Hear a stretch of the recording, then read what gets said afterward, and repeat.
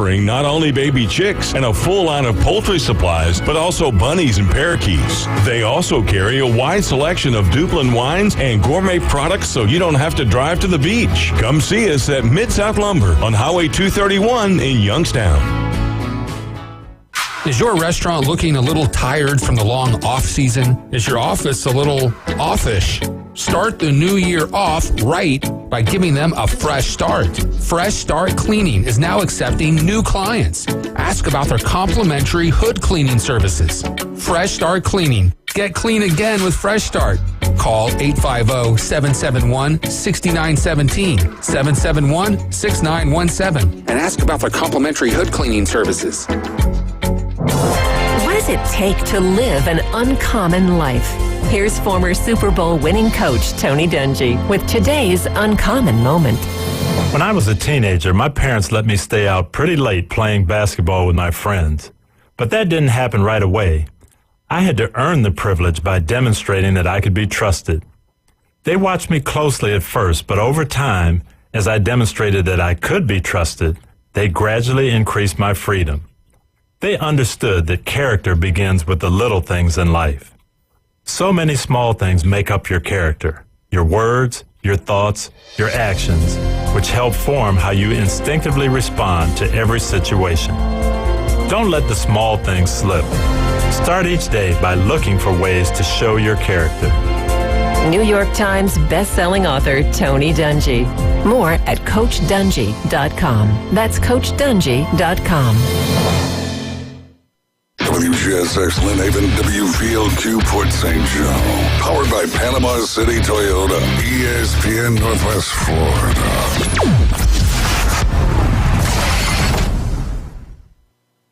Let's go! The Afternoon Underdogs are on the air. How are you not freaking out right now? Good to the last drop flavor. There's no need to fear. The Underdogs are here. 104.3 ESPN Northwest Florida. Indiana's in the building, Georgia's in the building, and so is Alabama.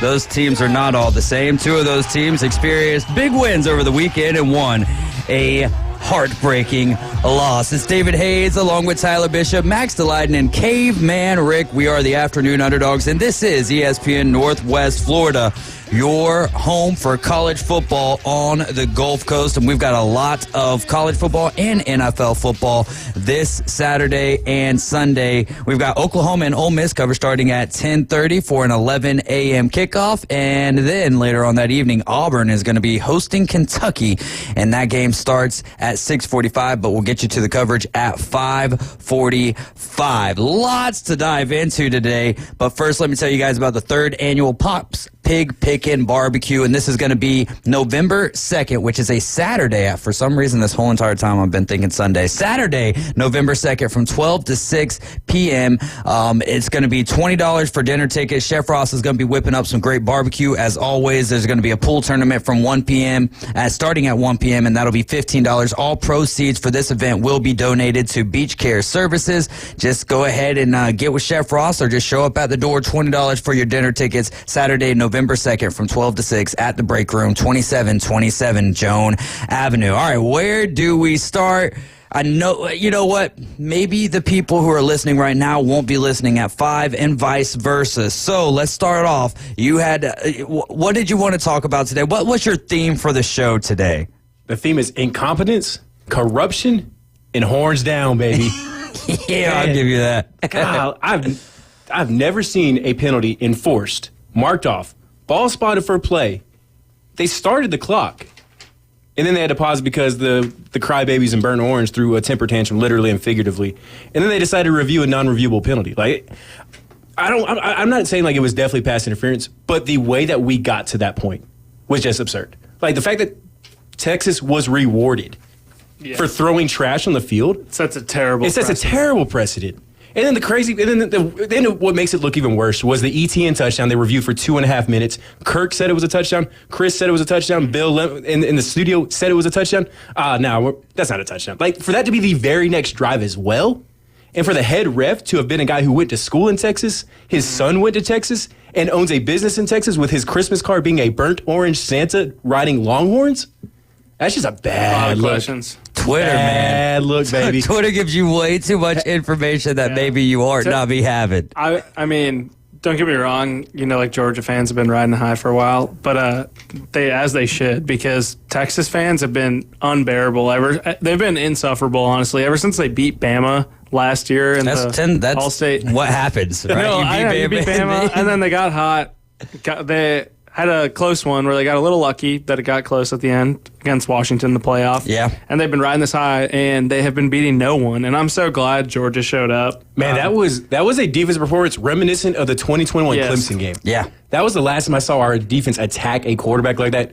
And viewers were seeing ghosts. After that blindside hit by the cornerback, that first fumble recovery, it was game over for him. And I'm obviously impartial on this one. And man, dude, Kirby's post-game interview was awesome. That fired me up. I love that. I was ready to run through a wall at that point. When he said get robbed by calls, I'm like, there's going to be a fine. There's going to be a fine for that, baby. Yeah. But and if that offends you, you're a loser. I'm sorry. That is just that is a leader of men. That dude does not care. He went to fight for his boys, and he called out all the BS that happened in that game. It's one thing when you have a head coach of your football team, but when that head coach embodies your program, when he is a Georgia Bulldog, and he is a Georgia Bulldog, right? That's where he played football at. So, but when he just embodies what the rest of your players want to be, when you have a post-game speech like that, now all of a sudden the recruits are looking like, okay, that's a place I want to go play at, because,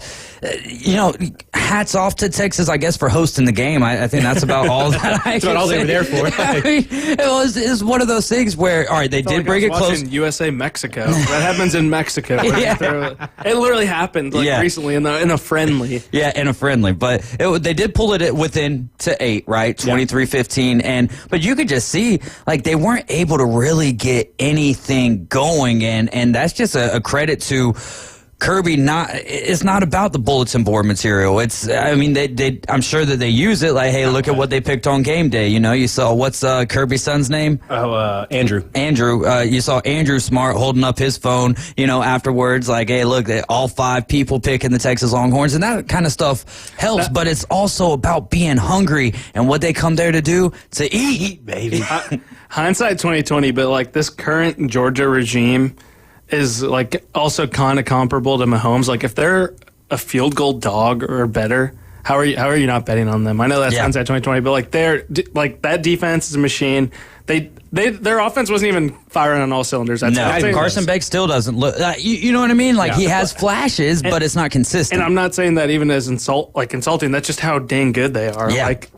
I think the defense brought it. I agree with him. That was 2021 Clemson. The boys were firing. There was no escaping Jalen Walker, Damon Wilson, Michael Williams.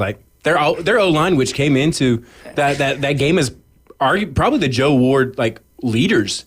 I mean, I don't know if they do it this early in the season, but the Joe Moore leaders at that point, and they just got dominated for 4 quarters. And there's no one who makes better in game, especially second half adjustments in college football, than Kirby Smart right now. I think I'll tell you who doesn't. Yeah, I know where you're going. Well, we don't have to talk about it if you don't want. We can talk about No.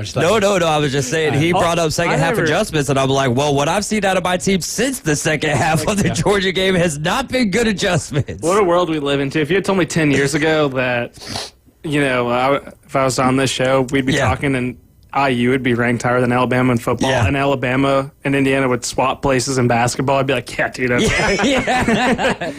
That's almost where we're at. Now, there's a long season, and so I do have a question about that for you in the next segment, which is going to be your Minute with Max. By the way, we are taking your calls and texts. You can give us a call at 850-215-6290. This is ESPN Northwest Florida. We are the Afternoon Underdogs. David Hayes, Tyler Bishop, Max Delighten, and Caveman Rick. But what about Quinn Ewers in this situation? All right, yes, tough game, slides down the draft board. Is this a situation where Sark maybe thinks about, all right, is Arch Manning our better option? I don't think that that's the case, just because what they do, they did put Arch in for a spell, and then it was right back to Quinn Ewers. He gives them the best opportunity. But I've got a follow-up question to that. I would say if he was not, if it was 100% Art or Ewers' team going into the game, which according to everything Sark has said was the case, right? There was zero quarterback controversy at all. I don't think you can use it because again, it's hard to say that Ewers was at fault for anything that really happened there. Like, I mean, he had a few passes he probably wished he had back, but I mean, he was just getting rushed. I think he was pressured on 50% of those dropbacks. I mean, I think that was the 7 sacks, obviously. I mean, it was just, it's hard to knock Ewers for that. I mean, if you just watch Georgia on defense, like they were playing at a level we had not seen them play this year. And as a Georgia fan, I was really excited to see because we were worried if we were ever going to see that because I knew the potential was there. But, I mean, it's hard to fault Ewers for that game. Yeah, right. That's a good point. Any thoughts from you on that, Max? No, I still kind of stand by. I think that it was Kirby just out coaching Sark at the end of the day. I think Sark's a great coach. I just think Kirby's in a league of his own. Now, this is totally hypothetical. I think people have put it out there in a funny manner on Facebook and Twitter and all of the other social media places that you can go. But let's say in the future, a guy has a game like that, Quinn Ewers does, and we can credit the defense all we want to, but if the NFL scouts are looking at it and they see something else, and then now all of a sudden you go from almost a surefire first-round pick to dropping to where some people are saying now he's a third-round type guy. Could you see guys opting out mid-season to save their draft stock? I mean, I would. With NIL, I don't think so. Okay. I would say, the average person is reacting to that game from an NFL perspective than like NFL GMs and scouts. Yeah. I don't think any NFL scout is watching that game be like, oh yeah, you know what, we had him as a first round guy, but now he's a third. Yeah, you know what I'm saying? he's a Like, third round if we're guy. being honest, Right. But I think especially maybe at other positions you could fake an injury for quarterback. I don't think. I think quarterback's got to be such a leadership driven position, and even in the NFL. That if you get a guy that's willing to quit on his team mid-season because of his draft stock, like that's probably not a guy you want leading your franchise anyway. Bingo. So, I mean, I'm not saying we wouldn't see it, but I don't think it would work the way the guy wanted it to. I think it would be the exact opposite effect. And I mean, My thoughts exactly. On a lot of boards still, he's still like a top 10 pick. Yeah. So it's a really weird quarterback class. Well, a lot of the talking heads on ESPN and stuff, but I think everyone is just saying stuff just to be like, oh, you want to react. Caveman Rick had something there. What do you got, Rick? Same as you. Basically, you had that same attitude, that same sentiment, I believe, like earlier in the or it was last week, I think, talking about, people that hold out, players that hold out, positional players and what have you. And you're really hurting your value because, especially in college, NFL teams will look down the road and say, hey, if he did this in college when he wasn't really making no money, and now money really is a factor in the NFL, if they're doing it then, they'll really do that now, kind of like how Jamar Chase kind of held out this year and stuff like that. So, and if you see that when they're younger and in the college ranks, I think it's more evident it's going to happen in the NFL. Weirdly enough, too, I think the guy whose draft stock has fallen the most as a quarterback this season is Jackson Dart. I think he was going to be. I think he was one of the more surefire first-round picks. Yeah, and never. I don't know. Maybe I'm. No, I was just going to say. I think Ole Miss's offense as a whole has struggled. This year. I mean, I don't think compared to what we've been seeing. I mean, they put up whatever points they put up against Louisiana Monroe and whoever their first couple of games were like. They did Auburn, right? Just like Tennessee did. And then now they've gotten in the meat of their schedule. They're averaging probably like 20 points a game in SEC play. But I think that's the biggest difference probably with Ole Miss this year. Is like we probably expect them to be a 35 to 38, 30, 40 points per game team, but they really haven't been that. Now they've gotten into their non-conference games. I think it's like college basketball. Like the longer players play for a particular team or they're like in the league or whatever, there's more video, there's more everything to poke holes in their game. When there's less film and they're in the they're playing less, there's more mystery. We've seen how players, if they got like that mystery behind them, like kind of like how Andy Reid turned into like a Kevin Kolb into like a big money quarterback for a few weeks and got like a good haul back from him in a trade with Washington, the Seattle Seahawks, I should say, not Washington, but yeah, just in that sense, Yeah. The longer you're around, it's easier to poke holes in your game. Yeah, I see what you're saying. I kind of felt like that for Sean Clifford at the end of his tenure. But he's still hanging around the league a little bit, so you can't hang on him too much. It's the best Drew position, Lamar right? Might be a second rounder. It's weird because there's like that tranche of like Sanders, Ward, Ewers, and what's his face, Milroe. I don't think Milroe's that first still round. Projected at the back of the first round right now, but I mean he's kind of got that Malik Willis in him, so yeah, he can run, can throw a deep ball, and can't really. It's going to be one of those drafts where I really feel like going into it, it's going to depend on who, like the draft order. Like I feel like the Giants may love this guy, the Raiders may love that guy. Insert other team here. I can't maybe the Seahawks or somebody like that. Like Seahawks are playing good football right now. I'm more just kind of Jaden just like and it's they going can to trade be up, though. like last year. Like we had Trevor Lawrence, he was the guy. Caleb Williams was going to be the guy. Like so many of these draft classes go into the drafts like the guy is the guy, and then everybody behind him is kind of a mystery.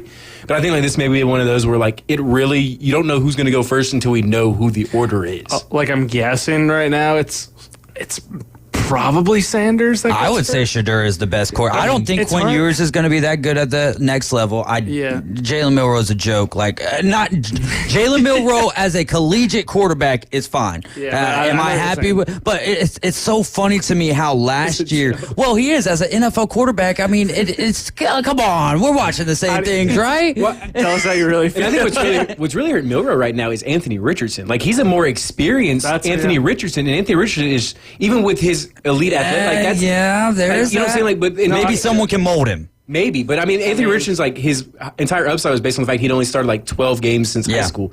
But like Milroe's been a full 2-year starter, so he's got so much more tape and so much like less to believe that he can grow. Like, but it's also not like Richardson. Richardson's got his highs and lows, which is to be expected. But I think like if Richardson had really exploded, I think it helps Milroe a little bit. But Richardson's kind of sitting there, and that's it's like a good comp. One of my things with Milroe this year is since we're bouncing back and forth between the quarterbacks right now, which is fine because I have a question for NFL quarterbacks in the next segment, and I wish AG would call in. So, buddy, if you're listening, this will be fun. But I don't understand the amount of hate that Justin Herbert gets. Hey, we're not going there yet. We're not going there. So smooth brain, dude. Like, dude, look at those receivers. Watch. Like, you can say you watch enough football. If you watch Chargers games and see some of the throws that he makes to guys who just drop passes that a lot of elite receivers catch, there were. That's next segment. I can go on for days. Like, the amount of people who just do not understand how good Justin Herbert is blows my mind. And we'll dive into that in the next segment. Basically, the question is going to be, so y'all can go ahead and get your text in now, Justin Herbert or Joe Burrow. And AG, if you want to call in, we'd love to have you on. But my issue, it's not even an issue with Jalen Milroe because I think that it's a lot bigger than Jalen Milroe.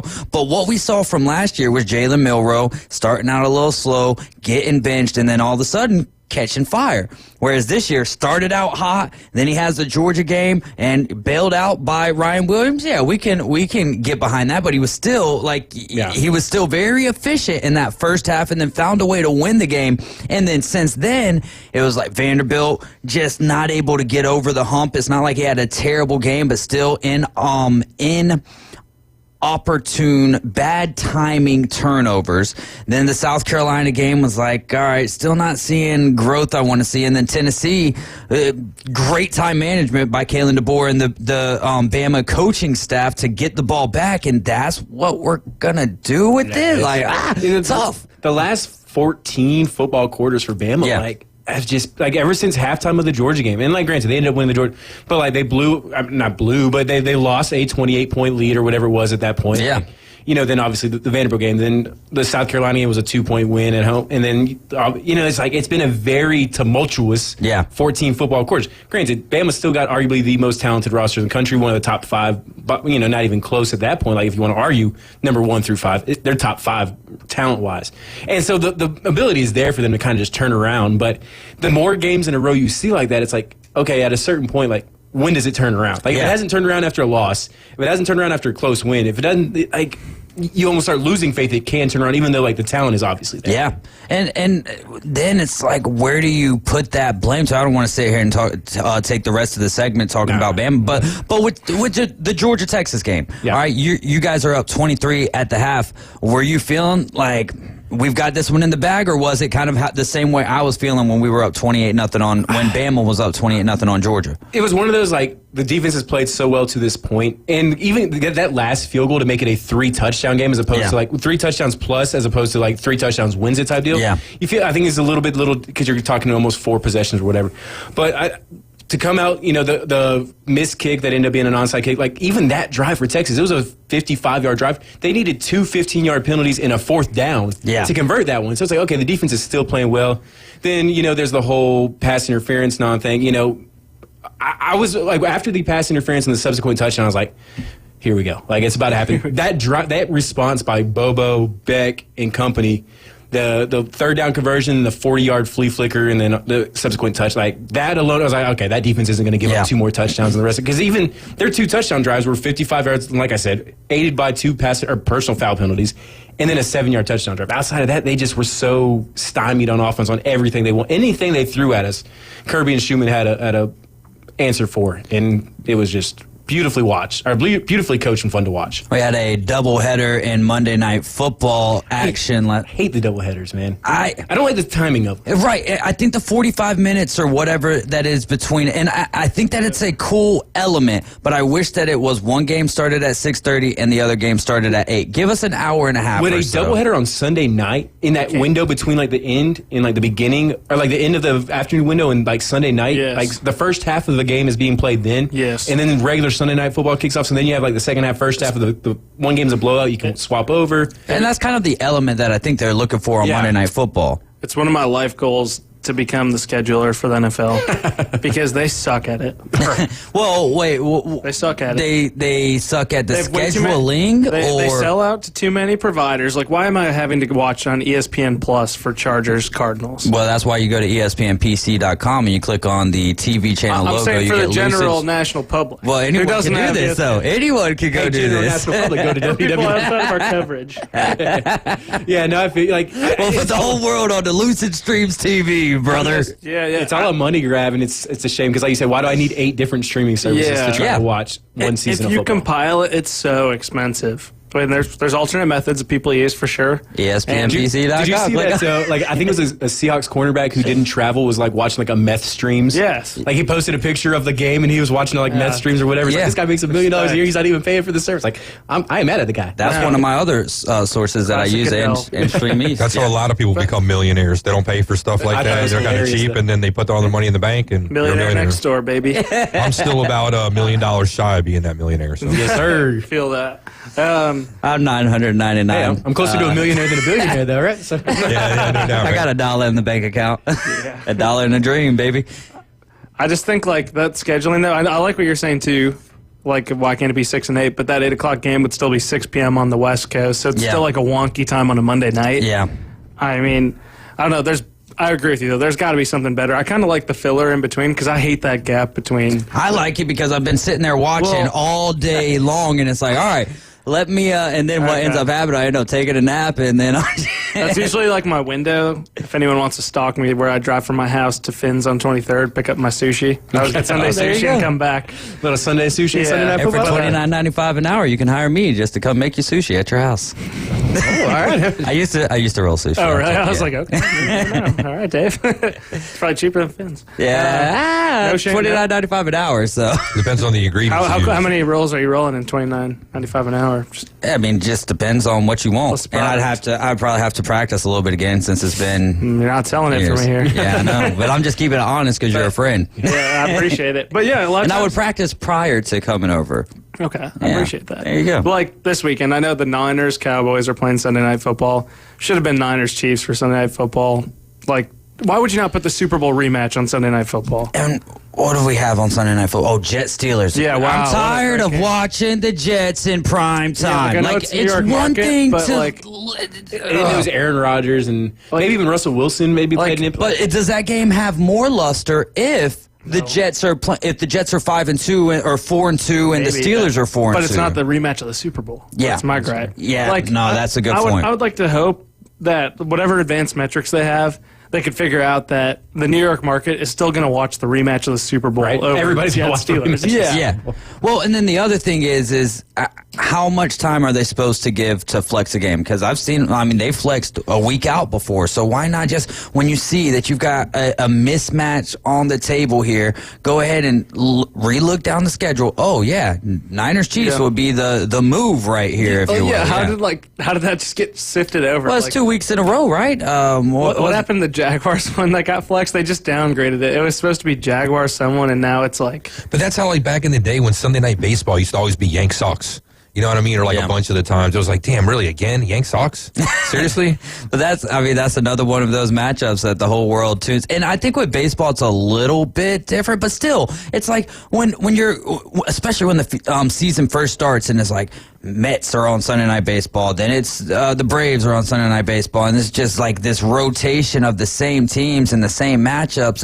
I want to see, division leaders against division leaders. I want to see, games that have storylines that matter. And I guess when your biggest storyline is this player just got traded to this team and now they have hope that the wide receiver can, when that's your biggest storyline. Well, secondary storyline was Russell Wilson was getting his first start of the year. So there is that, but it was a boring game. To lose to the Steelers back-to-back weeks. I would have taken the Jet Steelers and put them on Monday Night Football and taken Ravens Buccaneers. I mean, that game had a lot of luster to it. And all right, we've got so much more to talk about. The thing that got flexed was it was supposed to be Jaguars-Eagles, which I'm entertained by Jaguars-Eagles. I'm not. Well, I'm not as entertained by that. And now it's going to be Colts-Vikings. I'll take Colts-Vikings. No, the Colts stink. So do the Jaguars. Yeah, but I would rather watch that game 10 times out of 10.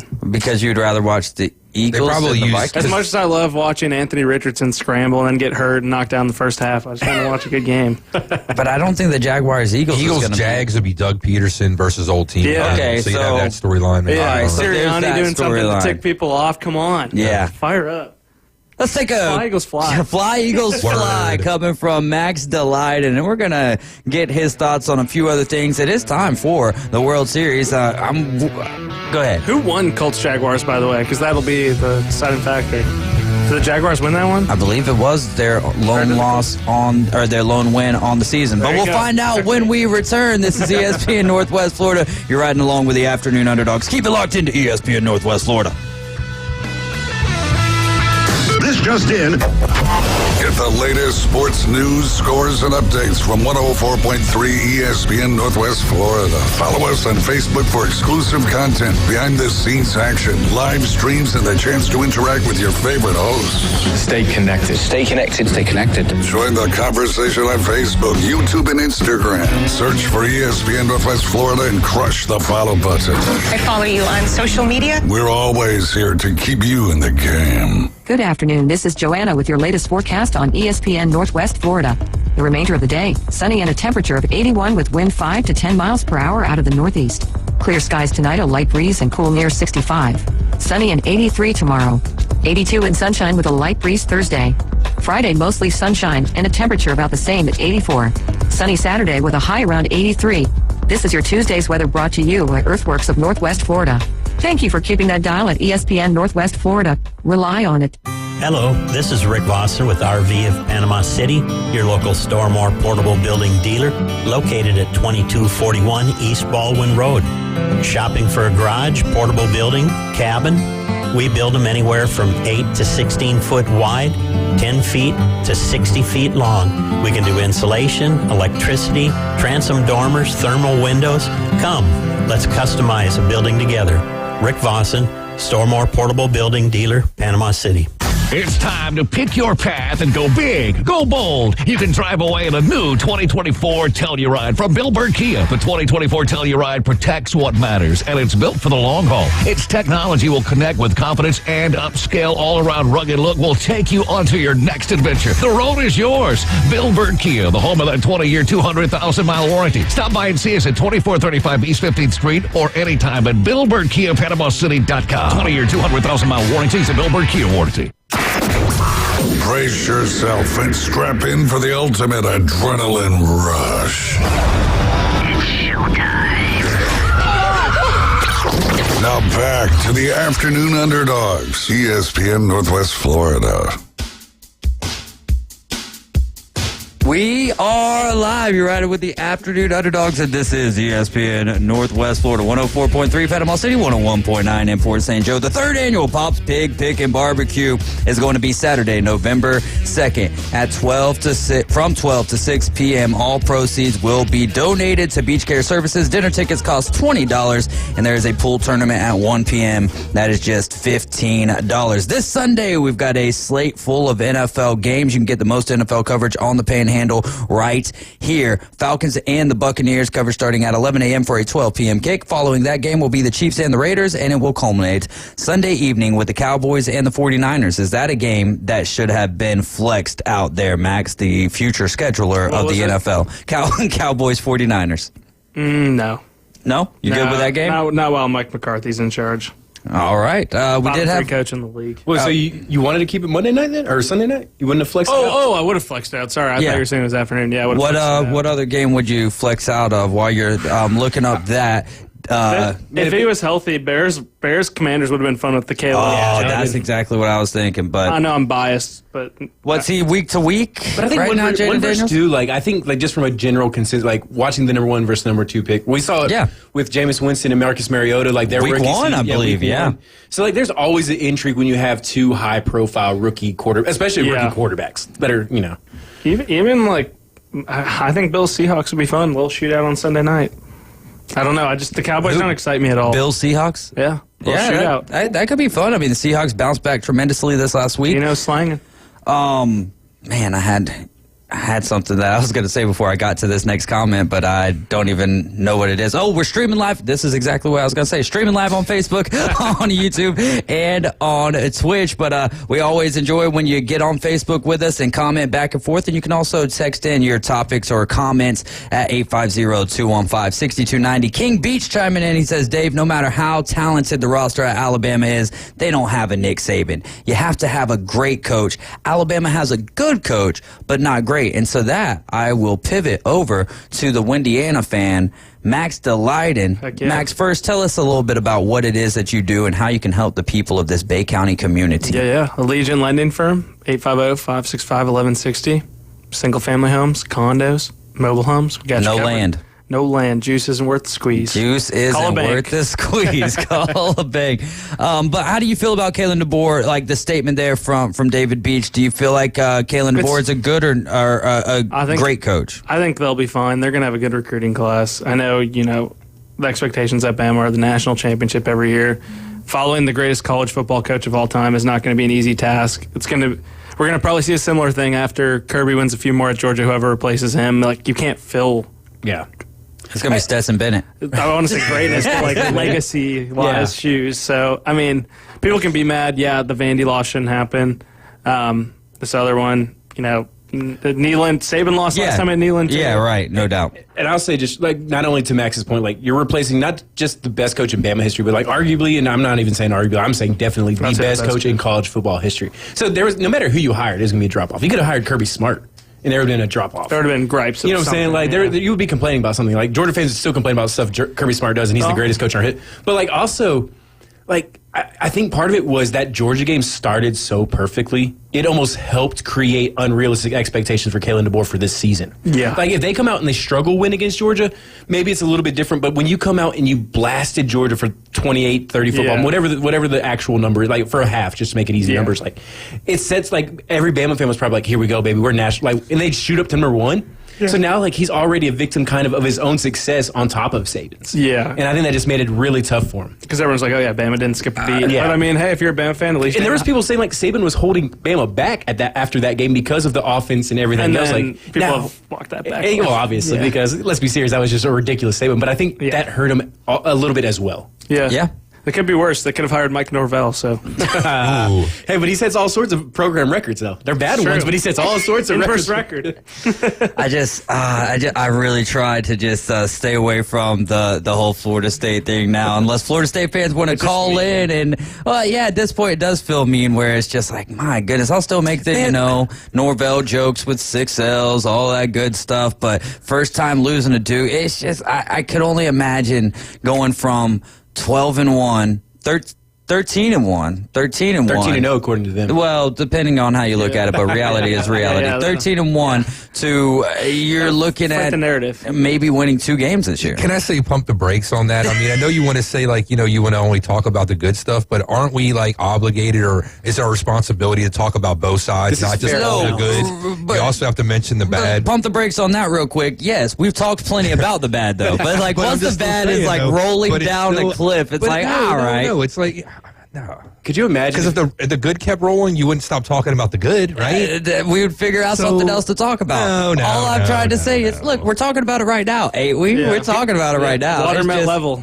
Could you imagine, like, say this is like the first or Tuesday in August, and we're sitting here saying that Florida will have a better chance of going bowling than Florida State this year? Yeah. And the win total for Florida was 4.5 going into the season. And like, would anybody have actually thought they were legitimately serious when they said that? Yeah, and they were bowling with the 6-10 split that they were having to convert. Good luck with that. Like Florida, I don't think Florida makes bowl, but they have a significantly better chance of Florida State at this point. Yeah. Like Florida State is, I mean, obviously they could win out, but the odds of that is very low. Yeah. They could lose one more and they're done.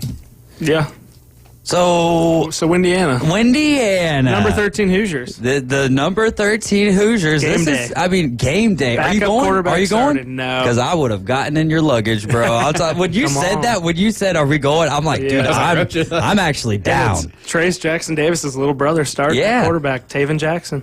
Are you excited about that? Man, they'll be fine. Pretty good. He looked really good against Nebraska. Do you think? Yeah. Well, I mean, how surprised were you with that? Not surprised, but what was going through your veins watching that I picked game? us to cover, had the over.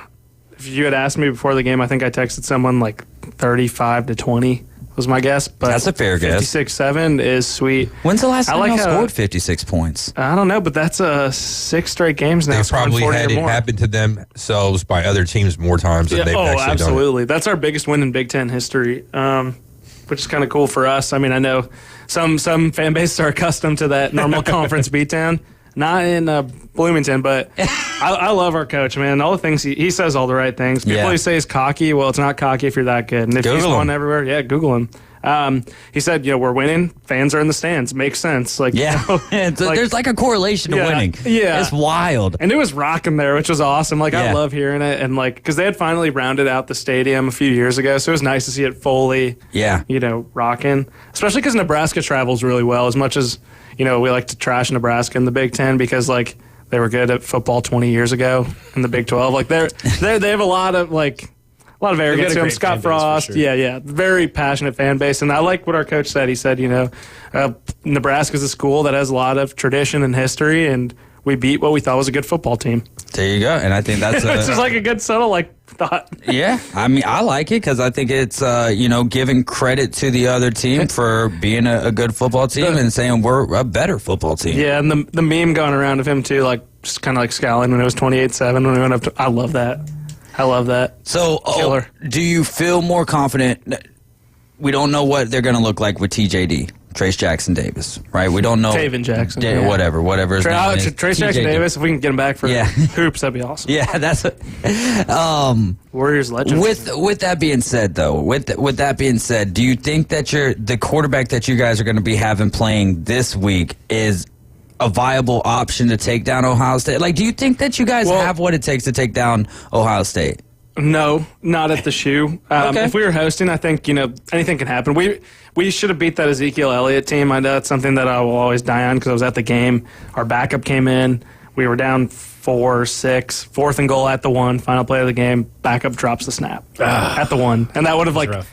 I think that, I don't know if that was my sophomore year, so I don't know, whatever. That was the Ezekiel Elliott year. He ran for like 280 yards. 14-ish. 2014 or 2015, yeah. Because I think they won the national title in 2014. I don't know if that was Zeke's last year, if he had one more. Yeah, or if he had one more. But I just remember like, oh my gosh. Because we'd always had to Michigan. We lost to Michigan in double OT like twice. But I don't know. Good things happen when we play in Bloomington. It's kind of like Jordan-Hare. It's just like a weird place to have to come and play because it is like the fans get up even when we're bad for those games because we've put enough offensive players in the league. But I know realistically, too, we're kind of – which is funny because of the amount of shade I've given FSU has had kind of that schedule they had last year. It's like nothing's been too difficult so far. Right. Yes, we've covered everything. Yes, we've scored over 40 points a game, which is great. But still, Michigan will be the first test at home, I'd say. I think Washington's, they're 4-3. They're not a great team, but they're not bad. They're solid. It's just one of those ones where it's like, they're there. Yeah.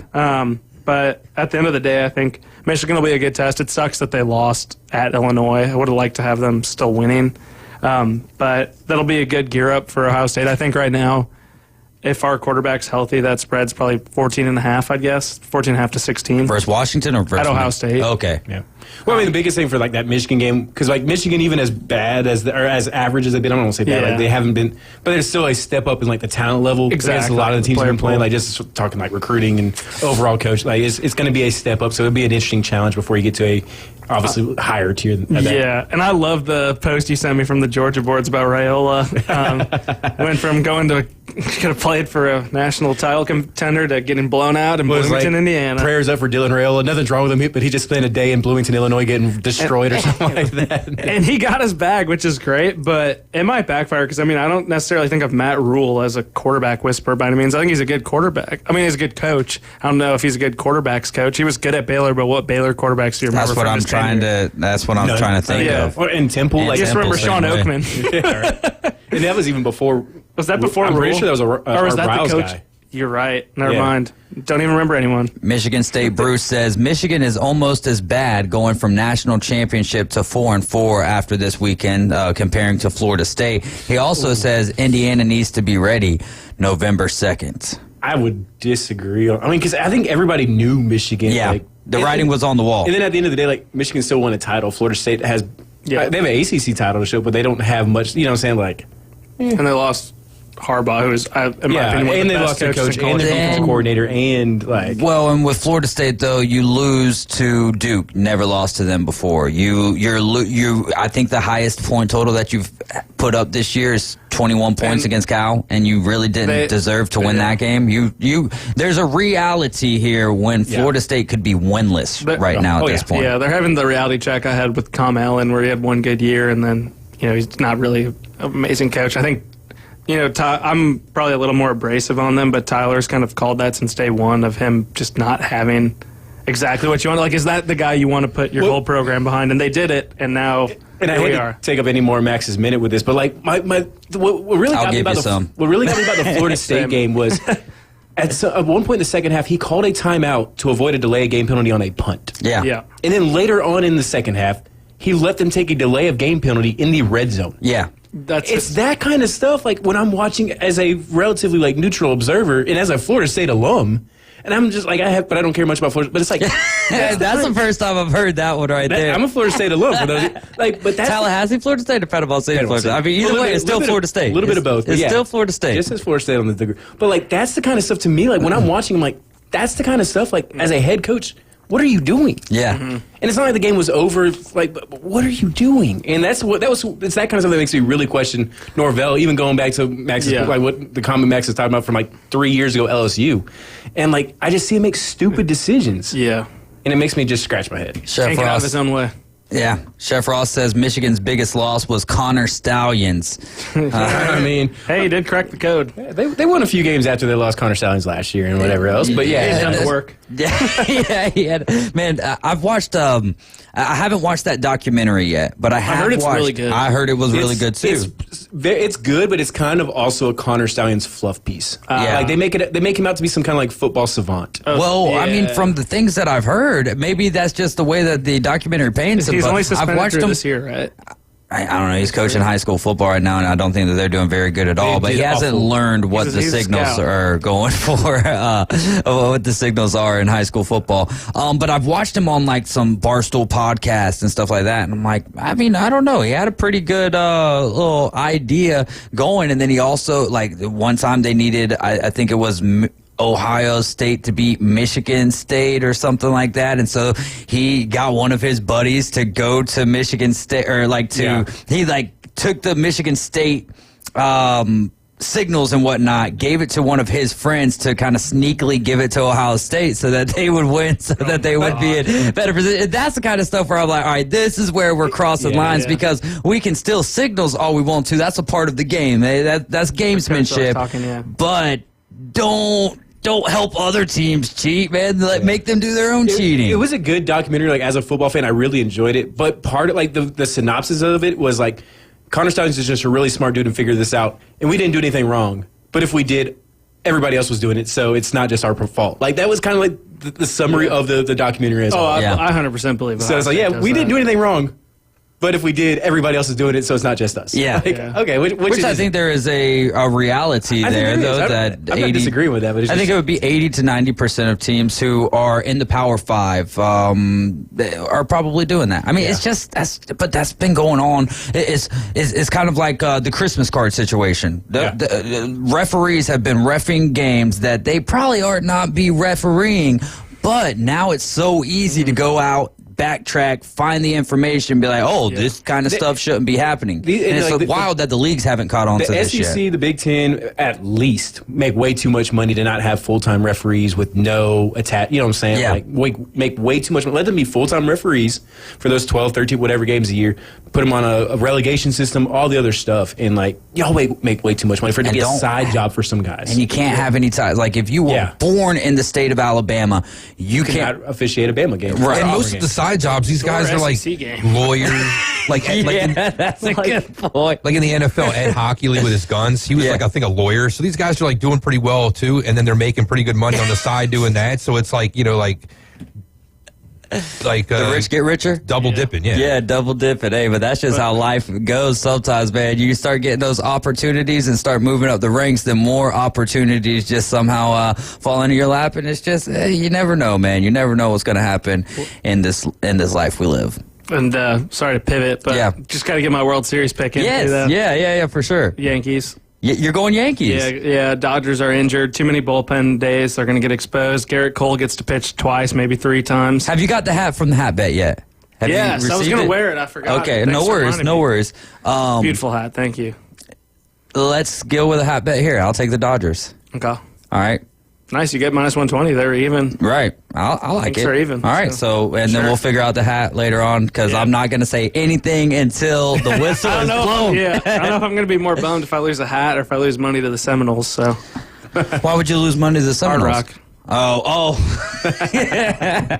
already. How many games do you think it goes?